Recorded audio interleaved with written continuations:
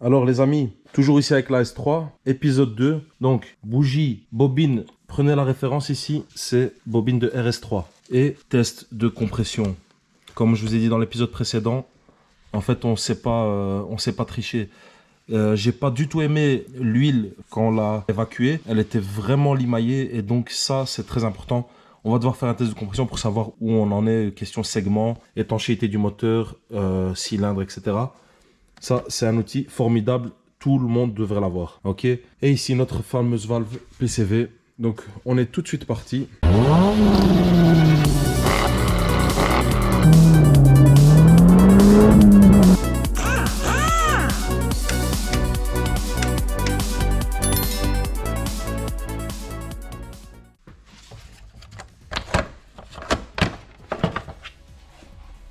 Voilà. Donc, on est tout de suite parti. On va démonter bougie, bobine et valve PCV. Bougie, bobine, d'abord, on va prendre le test de compression. Ensuite, on attaque la valve PCV.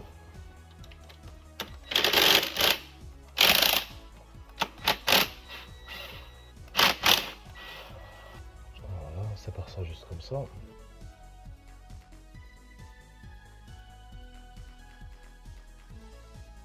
Ok, donc ici on a un petit accident avec la masse, on va essayer de réparer ça tantôt.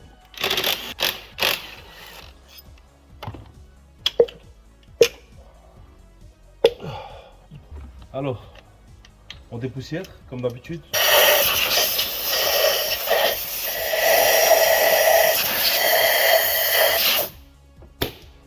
Ensuite, on attaque les bougies.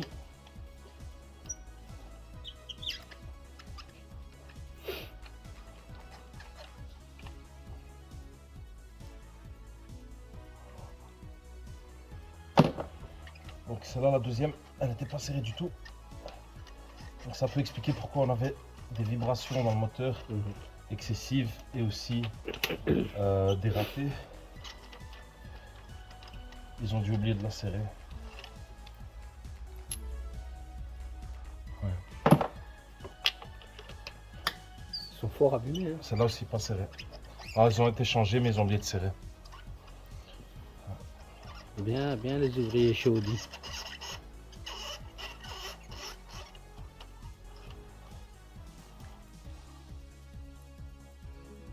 Elles sont pas très anciennes mais elles n'étaient pas serrées. Celle-là oui, elle était serrée mais trop peu. J'arrive à la desserrer à une main. Quand ça c'est fait, on dépoussière.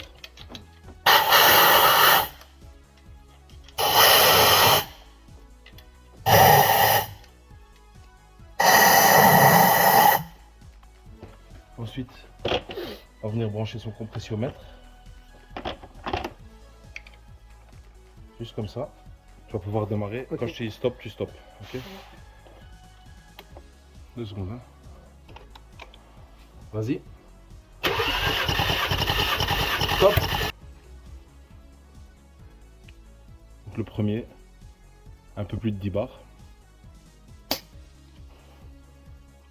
Vas-y Mousse. Stop.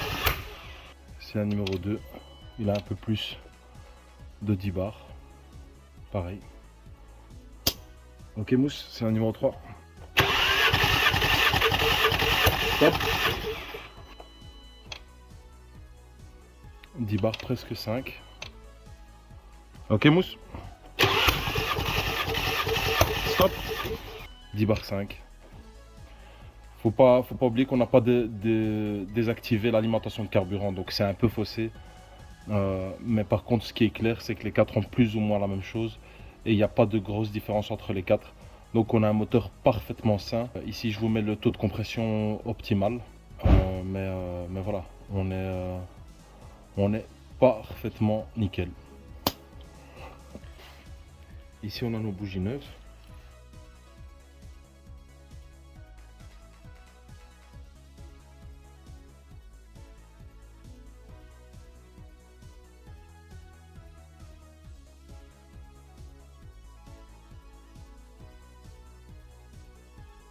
Alors, clé dynamo sur 28 Nm. On est parti. « 1,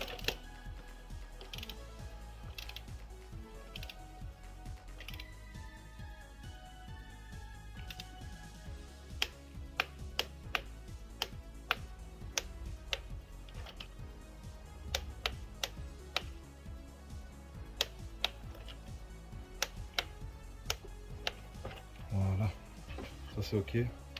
On remet au repos.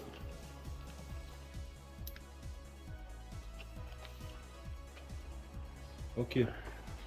Donc les bougies sont placées, elles sont serrées au couple. Ok. Donc c'est la première partie. Maintenant on va pouvoir attaquer la valve PCV. Pour ça on a quelques vis. Donc on va reprendre ici la nouvelle pour voir à peu près. Et donc on a voilà, on a ici 7 vis. On va devoir ici dégrafer. Et aussi ici. Hein. Ça va. Donc on attaque directement. Il va à la torque de 30.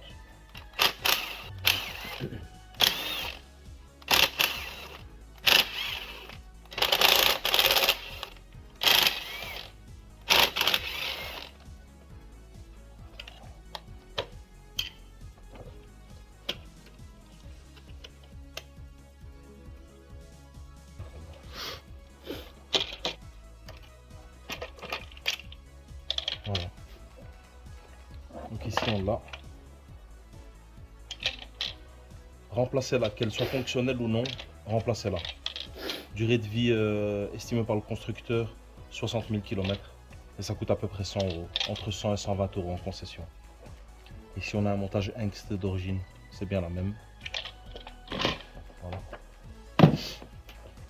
On prend son chiffon, on met un peu de nettoie en frein. Un petit peu. Et on refait tout le pourtour du joint ici.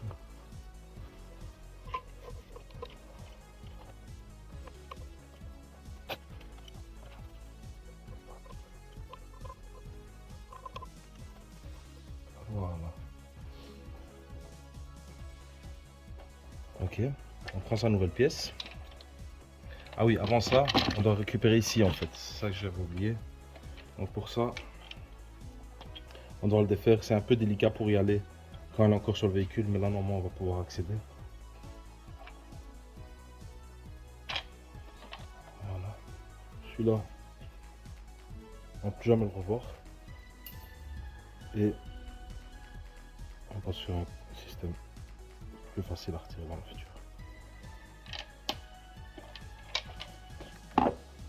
Ok, donc on le remonte.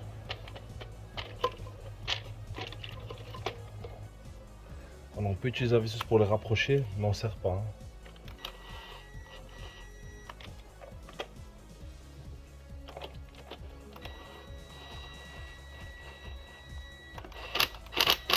Donc on a rapproché toutes les vis, aucun souci. Maintenant on va utiliser le serrage en croix et donc en partant du milieu.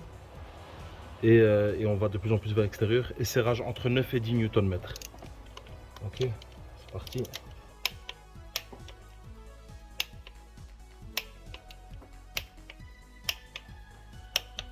Là on est serré.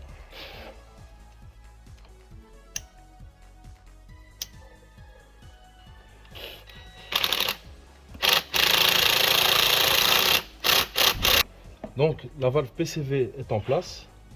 Tout s'est bien passé. On va pouvoir remonter les nouvelles bobines. Donc ici c'est une petite upgrade. Donc c'est les bobines d'origine, c'est du Beru. Ici on est parti sur la NGK, la référence de la Audi RS3. On pousse ça au fond.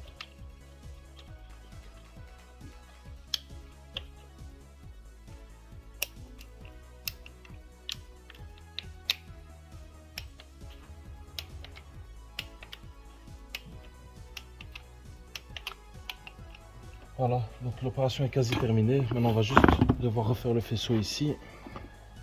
Pour ça on va avoir besoin un peu de matériel différent.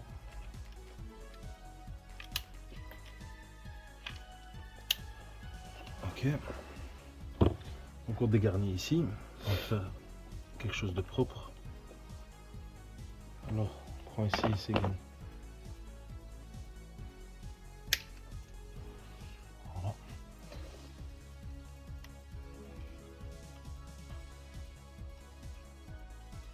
Thermique, juste comme ça.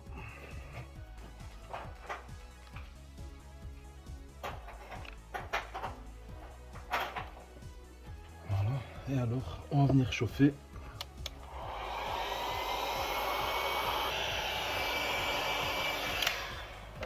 Voilà.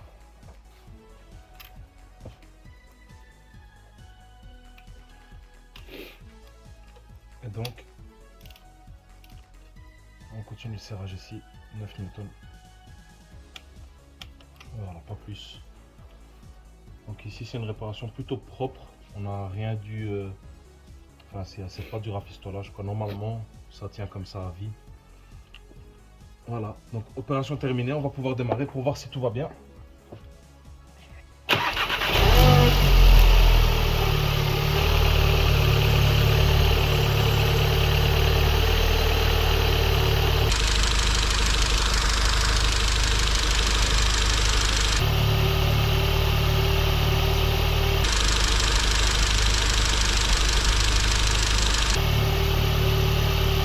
Ça a l'air ok.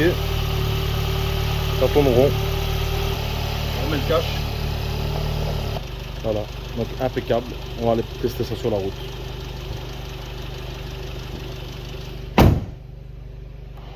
Voilà les amis, petit débriefing, on est au volant. Alors, ce qu'on remarque tout de suite, véhicule beaucoup plus silencieux. Ça tourne rond, mais vraiment rond. Et il n'y a plus de ratés. Donc on avait ces espèces de petites ratés en fait d'allumage. Mais maintenant j'ai un gros doute. Est-ce que ça vient du fait que les bougies n'étaient pas serrées, ou est-ce que ça vient du fait que de toute façon les bobines devaient être changées, ça c'est sûr et certain, parce qu'on avait 100 000 km tout rond. En tout cas il y avait quelque chose qui devait être fait, ça a été fait. Deuxième chose, vous avez vu le test de compression, ça moi je vous le recommande d'en faire un de temps en temps. C'est facile à faire, ça vous indique directement le moteur il est sain ou pas. C'est très simple. Le test de compression on ne sait pas tricher. Alors, véhicule franchement super agréable, j'ai rien à dire. C'est silencieux, ça vibre même plus. Mousse, toi qui connais ta voiture, voilà. La voiture elle roule perfect, elle roule impeccable, elle vibre plus. Je sens qu'elle a des reprises. Franchement, on dirait une autre caisse. Avec le travail qu'il a effectué dessus, l'entretien, les bobines, l'huile, céramique graphique, franchement c'est le top. Je le recommande fortement. Oubliez la Castrol, oubliez la longue live, la 530, là qu'on met dans les GT, tout ça c'est de la camelote. Franchement c'est de la camelote. Moi je le dirai jamais assez. En fait c'est pas parce que vous payez cher une prestation que c'est une bonne prestation. Donc il n'y a pas de lien systémique entre les deux en fait. Vous allez payer pour un entretien en concession 1500 €. Mais si ça se trouve, la personne qui va vous le faire dessus, c'est un apprenti. Il connaît rien en fait. Et il n'a pas le temps.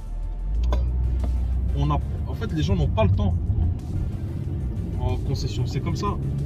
Et le problème, c'est que vous payez le prix fort. Pour les huiles, moi j'ai vu de tout. Pas mal de conseillers travaillent avec des grands fûts de 530 et ils font toute leur voiture avec. Moi j'ai déjà vu des M3 sortir en 530. Des E46 M3 en 530, des M5 V10 avec la 530, c'est n'importe quoi. Et encore, si vous avez de la chance, c'est fait. Parce que je vais vous montrer à l'occasion le musée des monstres que j'ai à la maison. Je vous ai gardé toute une série de pièces pour vous montrer à quel point les choses ne sont pas faites. Et vous allez comprendre. Donc voilà, moi je ne dis pas qu'il faut tout faire soi-même. C'est pas ça que je dis. Je dis que vous devez vous trouver un garage de confiance. C'est ça en fait, vous devez trouver quelqu'un qui va faire les choses, qui va vous faire la prestation. Et ça se fait de plus en plus rare. Et parfois vous n'avez pas de choix aussi, vous allez trouver un garage mais ils n'ont pas de choix, ils travaillent avec une seule huile pour toutes les voitures, ce qui n'est pas possible. Chaque voiture comment elle est faite, c'est la même chose. Vous avez vu le serrage des bougies aujourd'hui c'est 28 Nm, vous en avez vu aussi à 23, il y en aura que c'est à 21, il y en a que c'est 15 Nm. Donc vous n'avez pas de règle générale dans la mécanique. Vous ne pouvez pas vous dire ok je serre toutes les pièces comme ça, un quart ou je mets toujours de la 530 et c'est ok. S'il vous plaît arrêtez parce que dans les commentaires j'en ai eu quelques-uns. Vous êtes formaté en fait. Vous êtes formaté au discours en fait de voilà 530, 020, 520. On vous l'a mis dans la tête. Moi je vous dis partez toujours sur le grade le plus lourd. Si vous avez un turbo, vous regardez les préconisations constructeurs. Et si la voiture tolère 5,40 ou plus, parfois elle tolère plus, on pourrait passer sur de la 5,50 ou de la 10,60. J'ai aussi pu voir dans les commentaires qu'on m'a dit oui, il faut pas parfois aller sur la 10,60. Ça c'est plus compliqué, ça veut dire 10,60, c'est oui, est-ce que la voiture le tolère? Donc vous avez effectivement, ben, c'est bien pour tout ce qui est piston, cylindre, etc. Mais c'est une question aussi de tolérance. Et donc ici, 5W40, ici on est sur le maximum que la voiture tolère, et ben on part sur le maximum, 5W40. Et ici, Xenom, il faut savoir, voilà, on est sur un produit d'une qualité mais vraiment exceptionnelle. Donc, et c'est abordable au niveau du prix, c'est abordable. Quand je vois les concessions qui facturent parfois le litre à 45, 50, 55 euros, on a déjà vu, hein, 55 euros le litre d'huile, au-delà de 5,30 Shell. S'il vous plaît, quoi. S'il vous plaît. Voilà. Donc ce débriefing s'arrête ici pour aujourd'hui. Merci de m'avoir suivi. Prochain épisode, on refait. On va voir. Peut-être les freins. Peut-être. Bah tiens, Mousse, il va nous dire. On peut peut-être faire les freins en perforé avec l'usage du circuit. Ou peut-être faire les entretiens de boîte avec le transfert et l'Altex. Ouais. C'est dans le programme. Ok. Bah donc prochain épisode. Soit on part sur le freinage, soit on part sur boîte de vitesse. Et je vais vous montrer les ponts. C'est une opération qui ne se fait jamais. Ça n'est jamais fait. À part aux États-Unis qui eux ils sont très forts là-dedans. Ici vous ne verrez jamais ce genre d'opération. On vous dira toujours que c'est à vie. C'est faux et je vais vous le prouver. Et on fait aussi en même temps l'entretien de l'Altex Génération 5. Les amis, merci beaucoup. Abonnez-vous, n'hésitez pas. Tchuss. Tchuss.